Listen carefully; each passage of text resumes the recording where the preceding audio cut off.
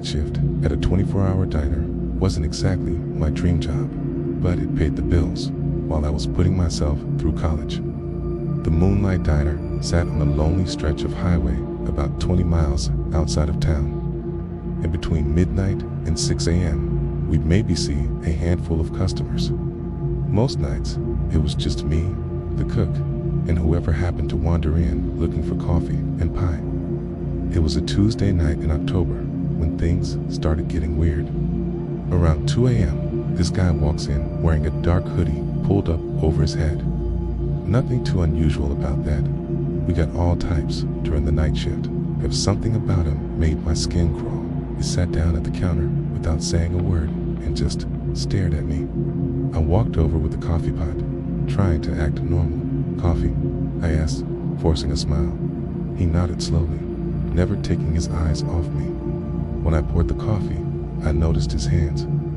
They were covered in what looked like dried blood under his fingernails, and there were scratches all over his knuckles like he'd been in a fight. "Rough night?" I asked, trying to make conversation while backing away slightly. He smiled then, and I immediately regretted speaking. His teeth were stained red, and when he talked, I could smell something metallic on his breath. "You could say that," he whispered. "Been working all night myself." Digging. The way he said it made every hair on my body stand up. I glanced toward the kitchen, but our cook had stepped out for a smoke break. It was just me and this guy. He pulled out his phone and started showing me pictures. At first, I couldn't make out what I was looking at in the dim light, but as my eyes adjusted, I realized they were photos of a hole in the ground. A deep hole.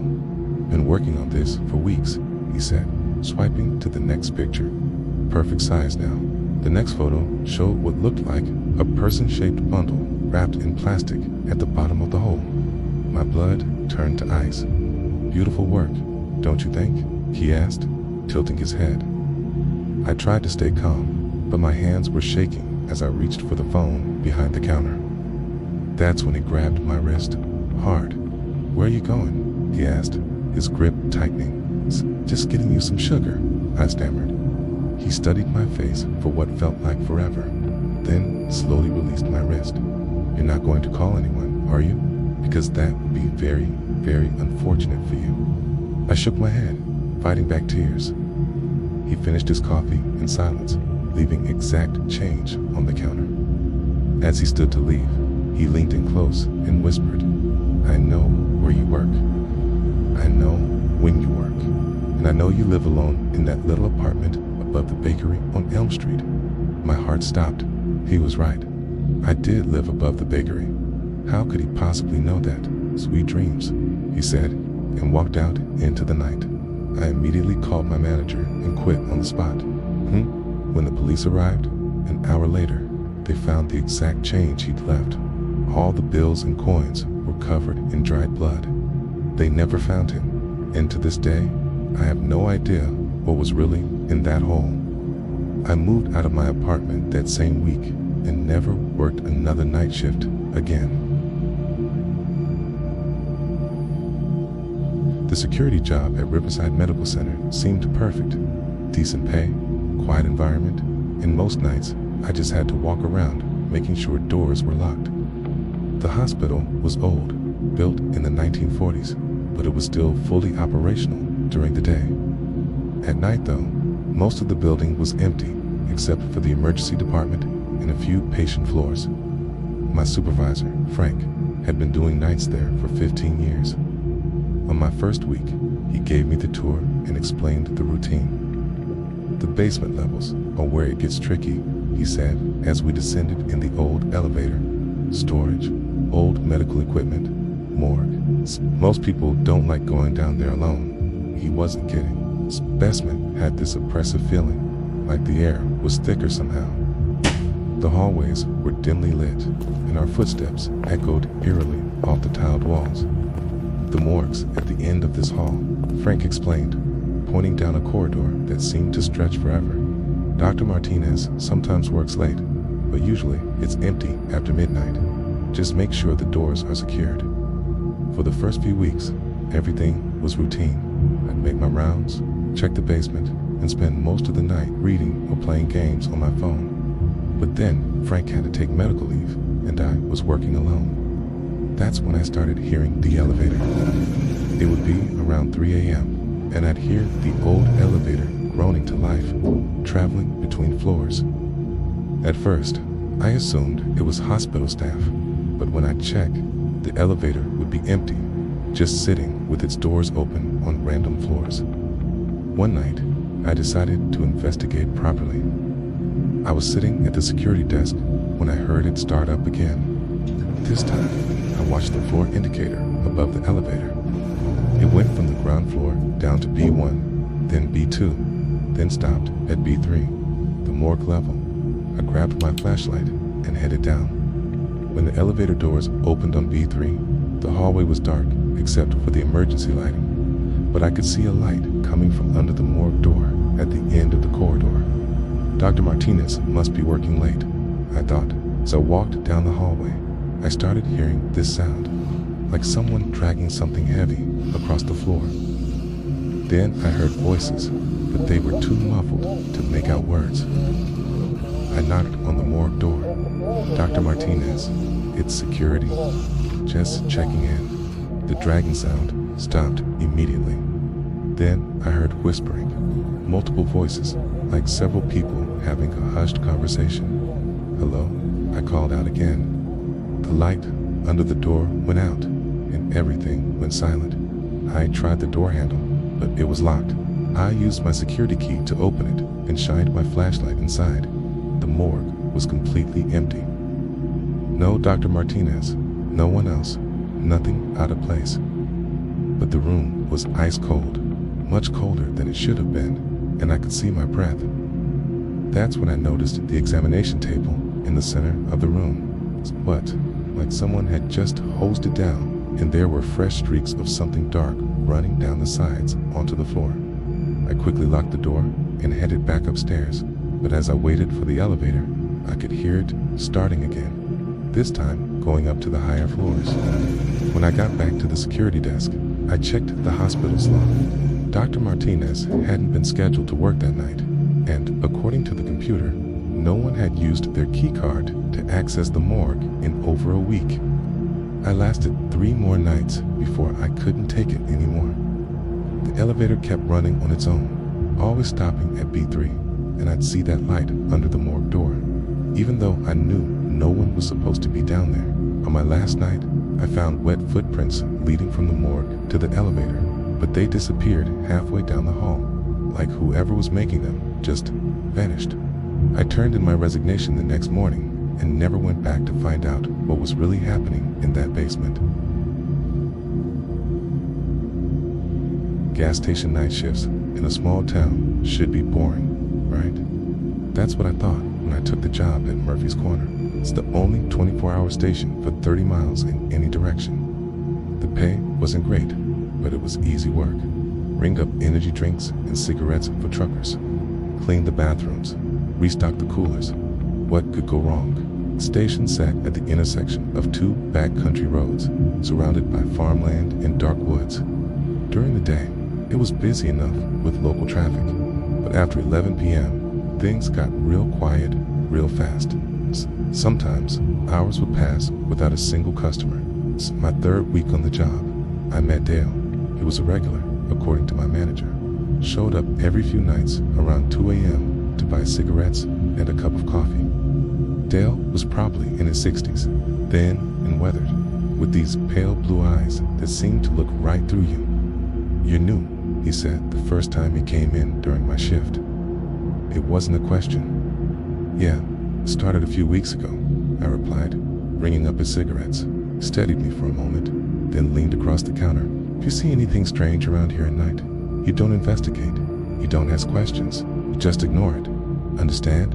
I laughed nervously. "What kind of strange?" His expression didn't change. It's the kind that'll make you wish you'd minded your own business. Over the next few weeks, Dale's warnings started making sense. Around 3 a.m., I'd sometimes see lights moving through the woods behind the station. Not flashlights, but these weird, flickering blue lights that seemed to dance between the trees. I'd also hear sounds that didn't belong, like children laughing in the distance, or someone calling my name from outside, even though the parking lot was empty. The worst was the knocking. It started about a month into the job. Every night, around 3:30 a.m., someone would knock on the glass door exactly 3 times. When I'd look up, there'd be no one there. At first, I thought it was just the wind, or maybe an animal, but the knocking was too deliberate, too rhythmic. One night, curiosity got the better of me. I heard the knocking. I grabbed the flashlight from behind the counter and went outside to investigate. The parking lot was empty, and my car was the only vehicle in sight. But as I walked around the building, I noticed something that made my stomach drop. There were handprints all over the windows, dozens of them, like people had been pressing their palms against the glass from the outside. But here's the thing, the prints were on the inside of the windows too, as if people had been trapped between the glass somehow.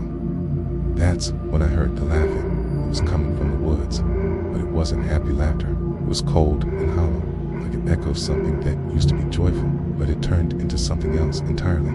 So I stood there listening. The laughter got closer, and I could make out individual voices. Men, women, children, all laughing in unison. I ran back inside and locked the door, but the laughter continued, circling the building like whatever was making the sound was walking around and around the station. Then the knocking started again, but this time it wasn't just 3 knocks. It was constant, rhythmic pounding on every window and door, like dozens of hands hitting the glass at once. I called Dale. I don't know why. He was just the only person I could think of who might understand what was happening. You went outside, didn't you? He said when I described what was happening. Yeah, but damn fool kid. Listen to me very carefully. Go to the back office and lock the door. So don't come out until sunrise, no matter what you hear, and don't look out any windows. The pounding continued for hours. Sometimes I'd hear voices calling my name, begging me to let them in. Other times, it sounded like children crying or adults screaming. A caw, but I stayed in that office until the sun came up. Just like Dale told me, when my morning shift replacement arrived at 6 a.m., everything was normal. No handprints on the windows, no signs that anything unusual had happened. But when I walked to my car, I found something that still gives me nightmares.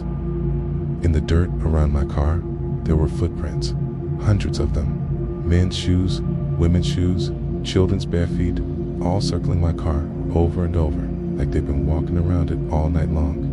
I quit that day and moved to the city a week later. Dale was right. Some things you're better off not investigating. The overnight custodial job at Hillcrest Elementary seemed like a blessing when I landed it. Good pay, benefits, and I'd be working alone in a quiet school while everyone was asleep at home. I'd always been a night owl anyway, so the schedule suited me perfectly. Hillcrest was an old brick building that had been educating kids since the 1960s. During the day, it was full of life and laughter, but at night, those empty hallways had a completely different feel. My job was simple: clean the classrooms, mop the floors, empty the trash, and make sure everything was ready for the next school day. The first few weeks were completely normal. I'd listen to podcasts while I worked, and the time would fly by. The school had this comforting familiarity to it. The smell of crayons and construction paper, bulletin boards covered with children's artwork, that institutional but somehow cozy feeling that all elementary schools have. But then I started noticing little things that didn't make sense.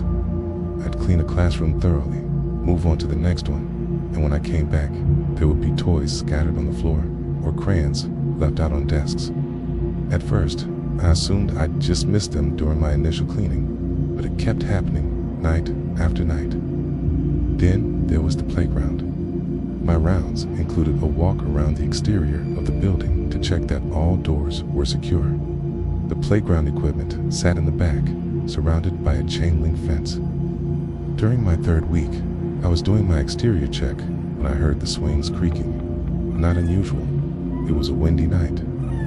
but when I looked closer, only one swing was moving, going back and forth in a steady rhythm like someone was actually using it. I watched for a few minutes, telling myself it was just the wind, but the other swings weren't moving at all. It's just that one, in the middle, swaying back and forth in perfect arcs. The next night, I heard laughing coming from the playground. Children's laughter, bright and happy, gay. Like kids were out there playing at 2 a.m. When I went to investigate, the playground was empty, but I could swear I heard the faint echo of children's voices calling out in a game of tag. Things escalated quickly after that. I started finding children's drawings that hadn't been there before. Crude crayon pictures of stick figures holding hands, or houses with smiling faces in the windows. They'd appeared on desks in classrooms I'd already cleaned, always featuring the same group of children, drawn in the same childlike style. But the drawings started getting darker. Instead of happy scenes, they showed children crying or hiding. One drawing showed stick figures with X's 4 eyes lying on the ground. Another showed a dark figure looming over a group of smaller figures. The crayon strokes became more violent, with red scribbled aggressively across the pages. The worst night was 3 weeks before I quit. I was cleaning Mrs. Henderson's second grade classroom when I heard piano music coming from the music room down the hall. It was a simple melody, the kind you'd expect children to practice. Twinkle, twinkle, little star played slowly and somewhat clumsily. The music room should have been locked, but when I checked, the door was slightly open. Inside, the old upright piano sat in the corner, and the keys were moving on their own, playing that same simple melody over and over again. I stood in the doorway, transfixed by the sight of the keys depressing by themselves, when I heard giggling behind me. I spun around to find the hallway filled with the sound of children's laughter and the patter of small feet running on linoleum floors. But the hallway was empty. The piano stopped playing, and in the sudden silence, I heard a child's voice whisper, "Why don't you play with us?" I ran. I'm not ashamed to admit it. I dropped my cleaning supplies and ran straight out of that building.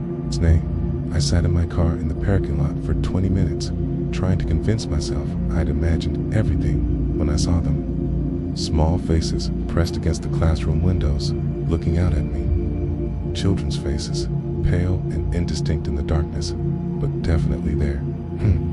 As I watched, more faces appeared in other windows, all looking in my direction. I drove home and called in sick the next day. When I finally worked up the courage to go back 2 nights later, I found a drawing on the floor of the main hallway. It showed a stick figure running away from a building, while other stick figures watched from windows. At the bottom, in a child's handwriting, were the words, "Come back and play." I left my keys on the principal's desk and never returned. 6 months later, I heard that the school had to hire a security company for the night shift because they couldn't keep custodial staff.